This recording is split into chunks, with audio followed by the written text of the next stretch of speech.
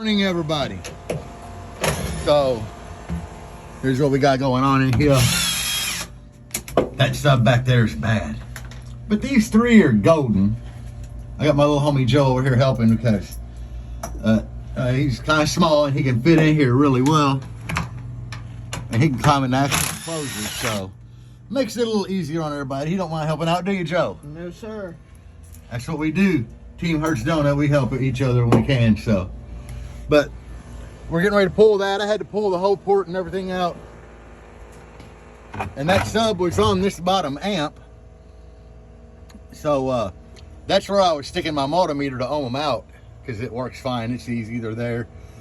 But I just unhooked everything from the amps, had the wife play some music, roll the bass knob all the way up, probe the AC voltage, and the bottom amp's still good. It don't go in it wasn't in protector or anything. So yeah, we're getting ready to pull it and see what's wrong with the sub. So we'll be back when we make some more progress, guys. Y'all keep watching, like, subscribe, you know, leave a comment, something. Her steering wheel, she loves that thing. But yeah, hopefully we do some work on this enclosure today. I'm gonna try to change that rear port out for testing. So that'll be a whole nother video series. But anyway, we'll be back. Guys, this right here, this is why you need a friend that's like a little brother that is actually little. I mean, he ain't a little person or nothing, but he's pretty small. But look at it, he all up in the enclosure, all in there. I'm gonna have him climb down in here in a little bit and check all that bracing. But there's another good point, guys. When you build an enclosure, you can see I got a 3-layer baffle, but look right there. You see all that steel bracing? It's all underneath there. See that steel bracing right there? That is what you want when you build a good enclosure. And you want a good friend to help climb in there and get shit out for you. But yeah, we're working on it right now. We got 2 out, and we're getting ready to pull the other 2. The bad one's still in there. We're gonna pull it out and inspect it. This is the bad one. I just probed it with a multimeter, and it's dead. I mean, I'm not getting any reading from the coil. Here you can see the tensile leads, they still look good. You got your square Pride Audio terminals. The coil, amazingly, it still looks great. Tensile leads on this side all look good.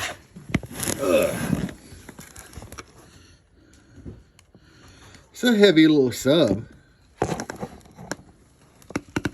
but it's definitely dead. Trying to zoom in on that sticker there. But yeah, we put a piece of tape on this one, and you can tell it's a Pride. They use cheap like sticker, like vinyl sticker for their dust cap, but just around. But yeah, they do have carbon fiber caps, but this one here is dead. And believe it or not, guys, these things hefty. Babe, come here and hold my phone. I mean, that'll give you an idea how big the motor is. And it's a triple slug. So I think they weigh about 80-ish pound a piece. I got all 4 pulled. Good, bad, good, and good. And yes, they have white paint here because I repainted my baffle before I put them in, but I put them in inverted, so it don't matter. 3 of them are still good. So we want 300, 150, 300. For 150, you got Corey Dean build you a badass recone and go for it. But like I said, coil looks good. Spider's good. It's just dead. When you're out here like working on cars, gotta have music, guys. So I do recommend the old bump box. Flare rate, decently loud, battery life forever. I'm not paid by Bump Box. I bought that thing because I'm a sucker at buying stuff on Facebook ads. They sucker me every time. But back in here, we got the enclosure. I ran these through when I had subs mounted motor down, which didn't work worth a crap in here, so I just went back like that for motors up. Every sub that goes back in here will definitely be motors up. But I got to check this all out, vacuum, but I'm getting ready to pull that rear port out. So stay tuned, guys. I don't know how long this video is going to be, how many parts or whatever, until I get done recording.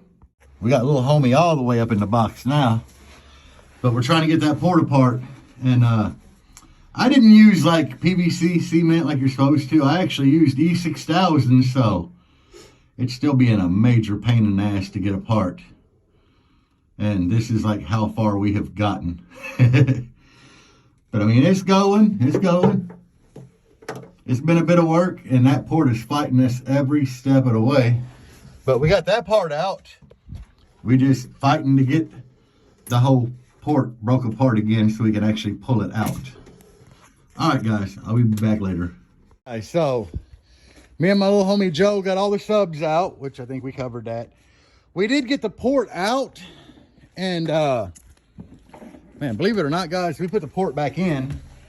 We did some minor adjustments, but it's back in. And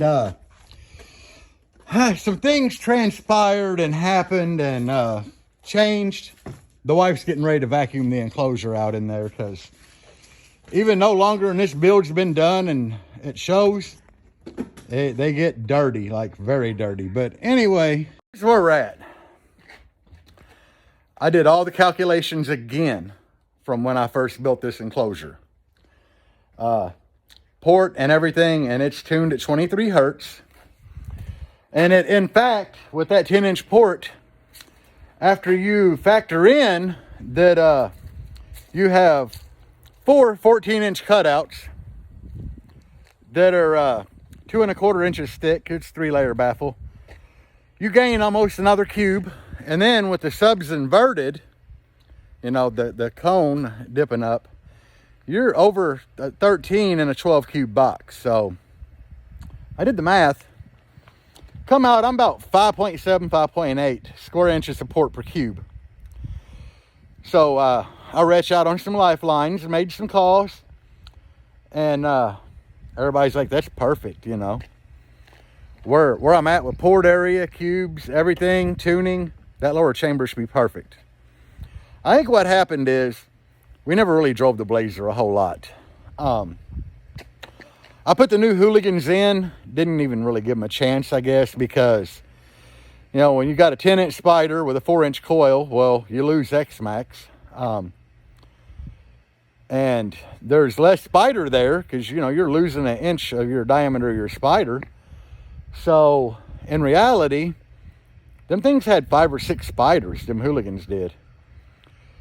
I had an 8K at a half ohm on each one, and we've all seen the HKs actually put out a lot of power. Clamp 20K out of 2 straps, so, and they're strapped at 1 ohm, so a half each. But really, really stiff spiders wasn't allowing the coil to move full stroke for proper cooling on that much power, because we never really broke them in. I mean, out the gate, we were full hammering them. And I know I get on here and tell you guys to break in your subs and loosen up the spiders, but we didn't, I guess, you know. I mean, we took it up the road to one of my little test spots and we played it, like full tilted it pretty much every time, maybe 3 or 4 times before we went to a show with it and then demoed. And I mean, the subs just would get so hot and smelly so fast. And I think it's because spiders were really tight. They wasn't loosened yet. And you know, they wasn't letting the sub move enough to properly cool itself. So then, like an idiot, I flipped them down with motors in the enclosure. What that did is it shrunk my enclosure volume probably almost 3 cubes, because them were huge motors on them things. So you lose cubes with the same size port, you gain port area, a lot of port area. I think I did the math, and that put me at like over 9 square inches of port per cube. So that was terrible for a 6th. And then I put the prides in there. And, you know, from day one of having the prides in the Blazer, if she turned it up like Warriors, you should be able to turn it up too, there was a popping sound. Come to find out, one of the subs is dead. She said the popping got more frequent. And, you know, I did the ohm test on them, and one of them's dead. So by that sub being dead, it's freeing up airspace, acting as a passive radiator, which gives you a lot more square inches of port per cube by acting like a passive radiator. So there was a lot of problems in there from the rip. After calling a couple people that really know this stuff, Paul at G2, I mean, this dude's been competing and sponsored by teams and everything since he was young. Paul knows his shit, guys. I mean, he knows. And then I'm really good friends with Chris Kyle, Mr. 15 Hertz. So I reached out to him and discussed the same situation. And what we all come up with is the enclosure is great. We think it was just a fact of not properly breaking subs in, and the prides, one of them being bad from the rip and not really knowing it. So we're leaving the enclosure the same. I pulled the port out. Really wouldn't have had to, I guess. I did reposition it in there. I split the distance at the top and bottom to hopefully help out. So that's all I did, is kind of move where the port was positioned and leaving it. I'm just going to put the new subs in here. I'm going to do the same thing in the Blazer that's done in my Jeep. I'm going to strap the subs, or the amps on the sub. So each amp will be at a 0.5 ohm. They'll be strapped at 1 ohm. A lot of power. And I'm going to turn the gains way down and tell the wife, you know, because she daily drives the Blazer a lot now. So I'm going to have her baby it and do like a really long, good break-in on them and go from there, guys. So that'll wrap up this video of what I did today and what all is going on. Hope y'all enjoy. Leave a comment. I don't care if it's to tell me I look like a douche or whatever. Leave a comment, man. I need support on this channel. But I've noticed I have been getting a lot more views in my videos, and I appreciate that, guys. Every little bit helps me out, you know. And until the next video, peace out and bass on.